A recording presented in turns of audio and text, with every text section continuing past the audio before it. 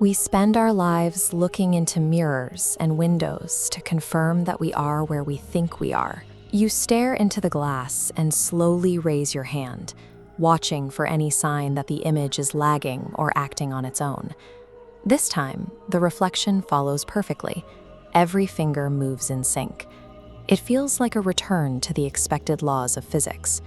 You let out a breath and relax your face. But as your own expression remains neutral, the face in the glass begins to smile. It is wide, frozen, and completely unprompted. A blink can be a trick of tired eyes, but a held smile requires intent. The image in the glass is no longer reacting to your movements. It is making its own. This autonomous movement forces a shift in perception. The glass is no longer showing you yourself. It is showing a separate entity that happens to look like you. The depth of the reflection begins to change. The face moves closer, but it doesn't look like it's getting larger on the surface. It looks like it is pressing against the pane from the other side.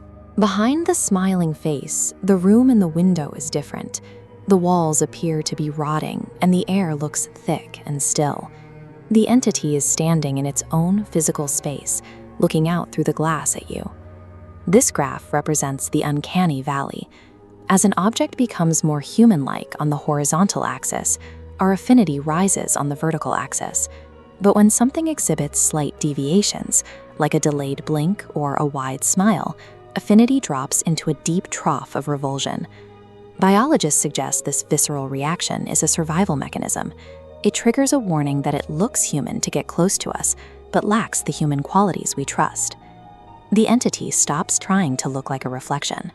A voice enters your mind, vibrating inside your skull rather than through the air. It says, "You saw me. You looked too long." The visual horror is joined by sound. A light rhythmic tapping begins to come from the window. Tap, tap, tap. Despite the lack of wind, the window frame begins to move. It cracks open inward, and heavy darkness spills into your room through the gap. The physical gap in the window connects the two rooms. The barrier that kept that rotting, still version of your life on the other side of the glass has been removed. You turn to run, but you find your own doppelganger already standing in the center of your bedroom. It is no longer behind the glass. The entity moves into the real world, crossing the final distance to claim the physical space that used to belong to you. You wake up standing. You are looking out through the glass of the window at the empty road and the glowing streetlight. You turn your head to look back into the room. You see your own body lying on the bed, staring toward the window. The person in the bed tries to speak, but no sound comes out. The entity has taken your place in the bed, leaving you as the image in the window. It has secured your life, while you have been relegated to the other side of the glass. You are now the reflection. You are the one who must wait and watch, unable to control your own movements or speak to the world outside. This shift changes the way we look at our homes. The bedroom and the mirror are no longer private sanctuaries, when the surfaces within them can be used as doorways. It turns a simple act of looking into a risk.